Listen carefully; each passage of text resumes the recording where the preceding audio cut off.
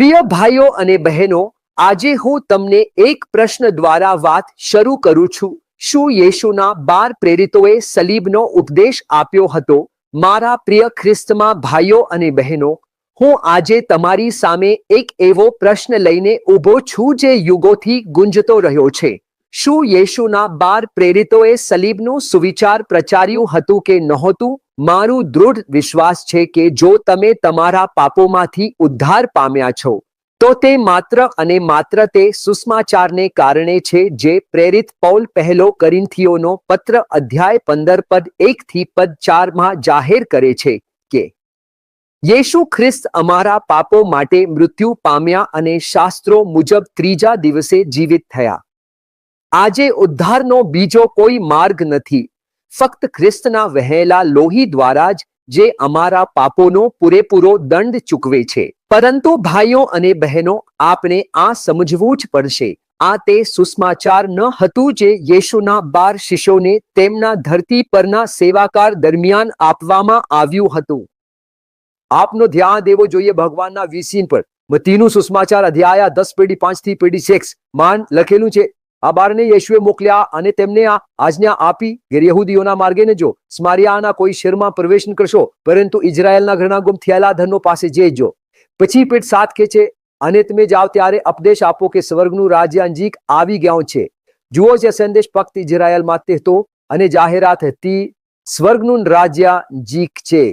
આને રાજ્યનું સુસમાચાર કહેવામાં આવ્યું. જો માર્કનું સુસમાચાર અધ્યાય 9 પેઢી 14 થી પેઢી 21. અત્યારે સ્લીબ અને પ્રાયશ્ચિતનો સંદેશ તેમાં શામેલ નહોતો. પછી મત્તીનું સુસમાચાર અધ્યાય 16 પેઢી 13 અને પેઢી 22 માં આપને વાંચીએ છીએ. ત્યારથી યેશુએ પોતાના શિષ્યોને બતાવવાનું શરૂ કર્યું કે તેને યરુશાલેમ જવું પડશે. વડીલો, મુખ્ય યાજકો અને શાસ્ત્રીઓ પાસેથી ઘણા દુઃખો સહન કરવા પડશે, મારી નાખવામાં આવશે અને ત્રીજા દિવસે ફરીથી જીવિત થવું પડશે. પછી પદ 22 માં લખેલું છે, પિતરે તેને બાજુએ લઈ જઈને ઠપકો આપતા કહ્યું, હે પ્રભુ, આ હું કદી તારા પર ન થવું જોઈએ. અહીં આપણે શિષ્યોમાં ગૂંચવણ જોઈએ છે. પિતર પણ, જે આંતરિક વર્તુળમાં હતો, તે ઈચ્છતો ન હતો કે યેશુ મરે અને તેને તેના અર્થની સમજ નહોતી. આ સૂચવે છે કે યેશુના ધરતી પરના સેવાકાળ દરમિયાન પિતર અને 12 પ્રેરિતો હજુ સુધી સલીબને આપણા પાપો માટે પૂરતું પ્રાયશ્ચિત અને આપણા ન્યાયસંગત ઠરાવવા માટેના પુનરુત્થાન તરીકે પ્રચાર કરતા ન હતા. તેમનો વિશ્વાસ હજી સુધી મસીહ આપણા પાપો માટે શાસ્ત્ર મુજબ મૃત્યુ પામ્યા, જે પૌલ પછી જાહેર કરશે, પર આધારિત નહોતો. ખરેખર ફેલો કોરિન્થીઓનો પત્ર અધ્યાય 15 પેઢી 1 થી પેઢી 4 માં પ્રેરિત પૌલ લખે છે, હે ભાઈઓ, હું તમને સુસમાચાર જણાવું છું જે મેં તમને પ્રચાર્યું હતું, જે તમે સ્વીકાર્યું છે અને જેમાં તમે ઊભા છો, જેના દ્વારા તમે ઉદ્ધાર પામો છો. જો તમે તે યાદ રાખો જે મેં તમને શીખવ્યું હતું, નહીં તો તમારો વિશ્વાસ વ્યર્થ છે. કેમ કે મેં તમને પ્રથમ તે જ શીખવ્યું જે મેં સ્વયં મેળવ્યું હતું, કે ખ્રિસ્ત આપના પાપો માટે શાસ્ત્ર મુજબ મૃત્યુ પામ્યા, દફનાવવામાં આવ્યા અને ત્રીજા દિવસે શાસ્ત્ર મુજબ પુનર્જીવિત થયા. આ સુસમાચાર સ્લીબ અને પુનરુત્થાનનો આજના આપણા ઉદ્ધારની પાયાનો પથ્થર છે.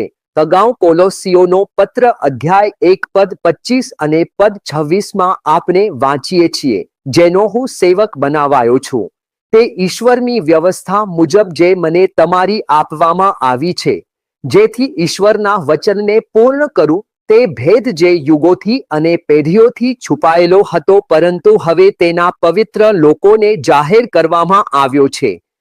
પૌલ અહીં જે ભેદની વાત કરે છે, તે સલીબનો સંપૂર્ણ અર્થ છે, ખ્રિસ્તનો બલિદાન છે અને ઉદ્ધારનો વિસ્તાર ગેરયહૂદીઓ સુધી.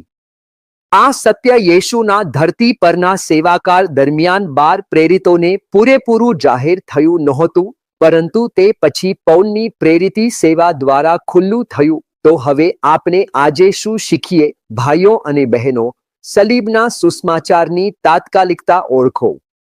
સુસમાચારોમાં પ્રેરિતો આવનાર રાજ્યની જાહેરાત કરી રહ્યા હતા. તેઓ સલીબની દિશામાં જોઈ રહ્યા હતા. પરંતુ હજુ સુધી તેઓ સલીબને પાપોના સંપૂર્ણ પ્રાયશ્ચિત અને મુક્તિ માટેના પુનરુત્થાન તરીકે પ્રચાર કરતા ન હતા. સમજો કે આજે તમે સલીબ અને પુનરુત્થાનના સંદેશ પર ઊભા છો. અમારી પાયા પોલની આ ઘોષણા પર છે કે ખ્રિસ્ત આપના પાપો માટે મર્યા, દફનાયા અને ત્રીજા દિવસે જીવિત થયા.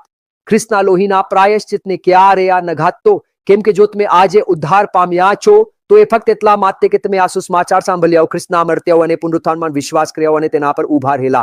અને આપણે આભાર માનવો જોઈએ કે સ્લીબનો આ ભેદ હવે જાહેર થયો છે કે ઉદ્ધાર હવે યહૂદી અને ગેરયહૂદી બંને માટે છે. ખ્રિસ્તના એક જે બલિદાન દ્વારા.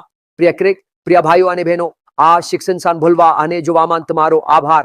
જો તમે આ શિક્ષણથી આશીર્વાદિત થયા છો તો કૃપા કરીને તેને અન્ય લોકો સાથે વહેંચો. પ્રિય ભાઈઓ અને બહેનો, આશીર્વાદિત રહો, ખ્રિસ્તમાં સંપૂર્ણ રહો. આમેન.